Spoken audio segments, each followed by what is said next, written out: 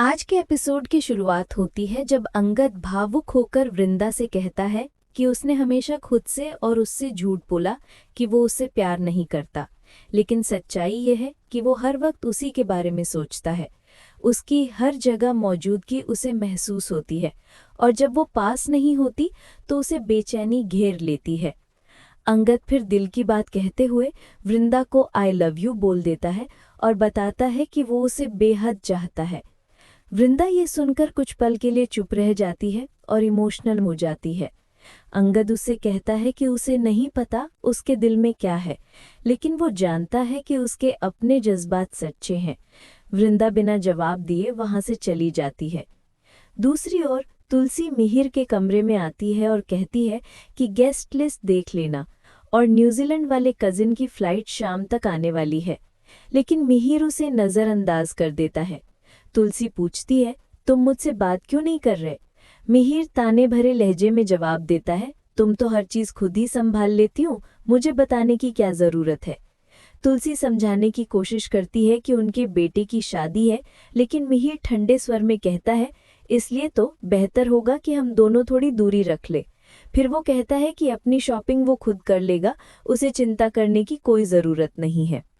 तुलसी मिहिर के इस बर्ताव से बेहद आहत हो जाती है। थोड़ी देर बाद अंगद घर लौटता है और कहता है कि उसे माँ से जरूरी बात करनी है, लेकिन तुलसी को किचन से बुलावा आ जाता है और वो कहती है कि बाद में बात करेगी। उधर वृंदा अपने कमरे में बैठी अंगद की बातों को याद कर रही होती है। तभी दूध उबलकर गिर जाता है और सुप्रिया उसे डांट देती है। दूसरी तरफ किरण हाथ में बोतल लिए मिहिर के पास आता है। मिहिर उसे देखकर हैरान होता है और पूछता है कि उसने पीना कब से शुरू किया। किरण कहता है कि वो अकेलापन दूर करने के लिए कभी-कभी पी लेता है।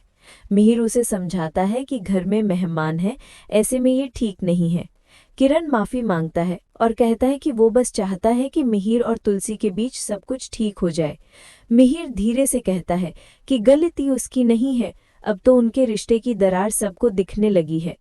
किचन में तुलसी अकेली सोचती है कि क्या वाकई उनके और मिहिर के बीच की दूरी अब खत्म नहीं हो सकती। तभी ऋतिक आता है और तुलसी उस पर भड़क जाती है। वो कहती है कि उसे मुन्नी के साथ की गई बदतमीजी पर शर्म आनी चाहिए। ऋतिक सफाई देता है कि मुन्नी ने अपनी पहचान छिपाई थी, लेकिन तुलसी उसे फटकार लगाती है कि उसने सिर्फ इसलिए उसकी बेइज्जती की क्योंकि वो नौकरानी है। तुलसी कहती है कि मुन्नी मेहनत करके अपने परिवार का पेट पालती है, जबकि ऋतिक बिना काम के घमंड में डूबा है। वो उसे सख्त लहजे में चेतावनी देती है कि अगर उसने फिर किसी औरत का अपमान किया तो वो बर्दाश्त नहीं करेगी। फिर तुलसी सोचती है कि अभी तो अंगद आया था, अब कहाँ गया। तभी उसे पता चलता है कि मेहमान आ गए हैं और अंगद घर पर नहीं है।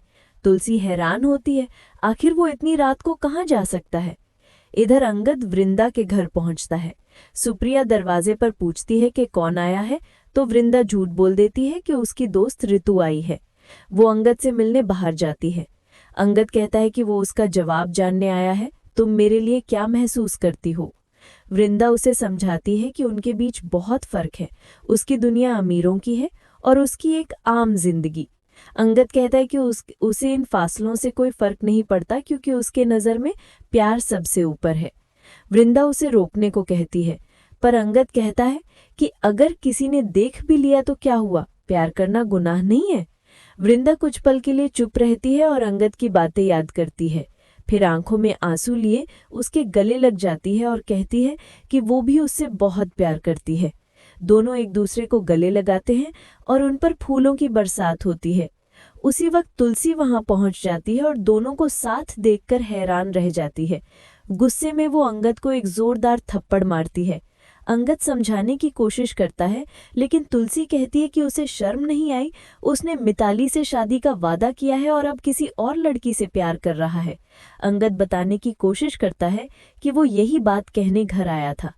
तुलसी गुस्से में कहती है कि अब जब शादी की तैयारियां पूरी हो चुकी हैं, कार्ड छप चुके हैं, तो वो ये सब नाटक क्यों कर रहा है।